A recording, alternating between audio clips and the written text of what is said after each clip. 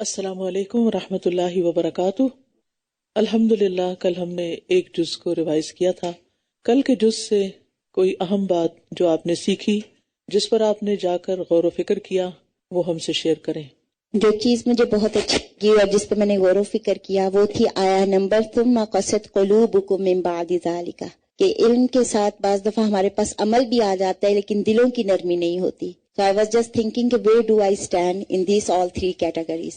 علم حاصل کرنے کے بعد، اللہ تعالیٰ کی قدرت کی نشانیاں دیکھنے کے بعد ہمارے اندر نرمی اور عاجزی آنی چاہیے تاکہ ہم زیادہ سے زیادہ اللہ کے فرما بردار بن سکیں۔ کوئی مصیبت اگر آئے ہمیں زندگی میں تو ہمیں صبر اور نماز سے مدد لینا ہے۔ جب کوئی مشکل آئے، تکلیف آئے تو صبر اور نماز سے مدد لینا ہے۔ اور جو اہم بات میں نے کی تھی وہ یہ کہ سب سے پہلے کس کا خیال آنا چاہیے، ہمیں اس کی پریکٹس کرنی ہے۔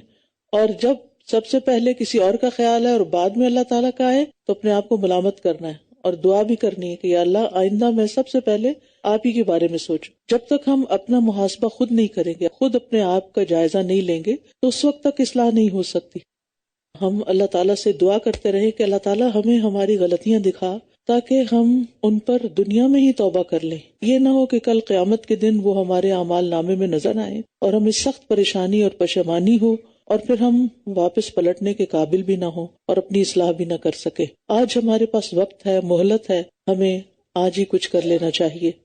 بہت زیادہ سوال نہیں کرنے چاہیے، بال کی کھال نہیں اتارنی چاہیے، بحثوں میں نہیں پڑنا چاہیے، تاکہ ہم عمل زیادہ کریں اور باتیں کم کریں۔ ہم سب اپنا جائزہ لیں کہ کیا ہم واقعی اللہ کی عبادت کرنے والے ہیں، ہم واقعی اس کے فرما بردار ہیں اور واقعی ہم اس کے لیے مخلص ہیں۔ تو عبادت، اطاعت، اسلام جو ہے نا اطاعت کا نام ہے، فرما برداری کا نام ہے، اور اخلاص۔ قرآن مجید کے بعض احکامات کو لینا اور بعض کو چھوڑ دینا یہ درست نہیں ہے۔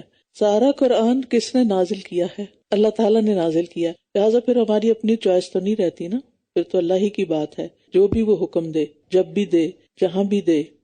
اللہ کے دین کی خدمت کا چھوٹا سا کام بھی محبت اور اخلاص کے ساتھ بہت بڑا بن جاتا ہے۔ بالکل، اور بڑے سے بڑا کام اور بڑی سے بڑی چیز اخلاص کے نہ ہونے کی وجہ سے اپنا اثر کھو دیتی ہے، اجر کھو دیتی ہے۔ فَلَا تَمُوتُنَّ إِلَّا